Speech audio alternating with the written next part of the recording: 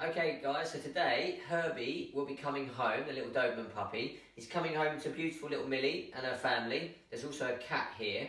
You can see we've set the crates up. Millie likes her crate, which is good. And give her a little treat to go in there and pop her away for a minute. She's an older dog, but she still enjoys her crate, and the owners have chosen to keep her crate throughout her life, which is fine. Some people don't. You can fade crates away. Think of crates for a young puppy like a cot.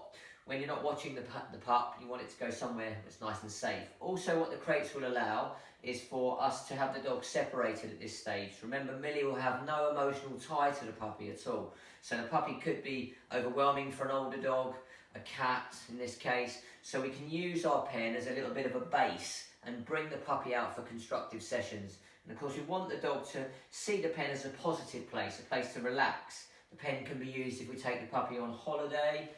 We can stay in a B&B, pop the crate in the car. Very, very useful tool. As is a stairgate here. And we've set the stairgate up. This is going to help us control territory, as I would call it, or areas within the den or the house. So we've got to make sure it's safe, puppy-proof our place. That's going to be very important. So now what we're going to look at, guys, is the puppy's crate and the layout of the crate. What I always recommend is to use a nice soft bed at the back, which is easily washed. So we removed this bed earlier on from our puppy crate, which the owners had in. Lovely bed, will be appropriate a bit later on, but not maybe now for a puppy that might go to the loo in the night or be chewing. So take these type of beds away for now and bring them back in later. Just a nice simple blanket, a piece of vet bedding is what I recommend at the back of the bed.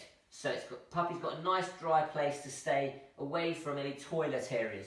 And you can see here the owners have put in a non-slip, got a grip on the bottom, water bowl. And it's nice and solid, so the puppy's not going to chew this.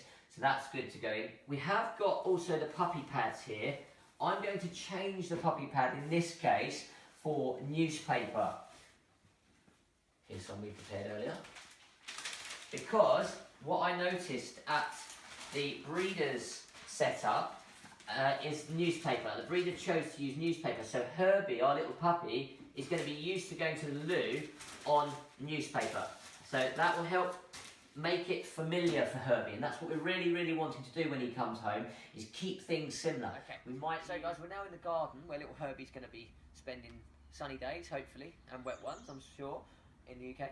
But what we're going to make sure is that we are aware of plants that could be toxic to dogs. Remember, Herbie's going to be in explore stage, nursery stage, like children would be touching things with their hands. Herbie's going to be using his mouth. So we want to make sure that there isn't any plants that are toxic. Doesn't look like there is any here to me, although I'm not Alan Titchmarsh. Now, foxgloves, I do know, will be a plant that would be toxic, for example. Good thing to do is to pen off a little area where the puppy keeps going to the toilet, so it's familiar for the puppy. So when we take the puppy into that familiar area, he or she will not be exploring. So exploring might stop the dog from going to the loo. So if we have one area where we take the puppy, there's going to be scent in that area for the puppy to remind itself to go to the toilet. And if we open up a big area, we might find that our puppy's too interested in what's going on and then doesn't go to the toilet straight away. Of course, we take the puppy back into the house where it knows, and it will go to the loo. So keep a small area where the puppy comes out straight away each time to go to the toilet, and then the rest of the garden can be used for little play, explore sessions with you, maintaining and watching the puppy. So now we're in the garden, guys, and we've popped up a little puppy pen. This is where we could leave Herbie for little sessions to play and explore with his toys. Also, it's an area where we can encourage our puppy to go to the loo. So we're going to put a bit of paper in here, just to remind him, like in our puppy crate in the house, and which we had with the breeder. He was used to going to the loo on paper with his breeder. So we're going to just put that in there, make it familiar, try and encourage everything toilet-wise to go outside. The reason we put the pen here as well on a little bit of a patio is to save the owner's grass. They're very keen on their garden, so we don't want the puppy to be urinating in one area of the grass and killing the grass. So put it on here. Once he's been to the loo, we can then let him out into the garden to explore whilst he's being watched by the owner.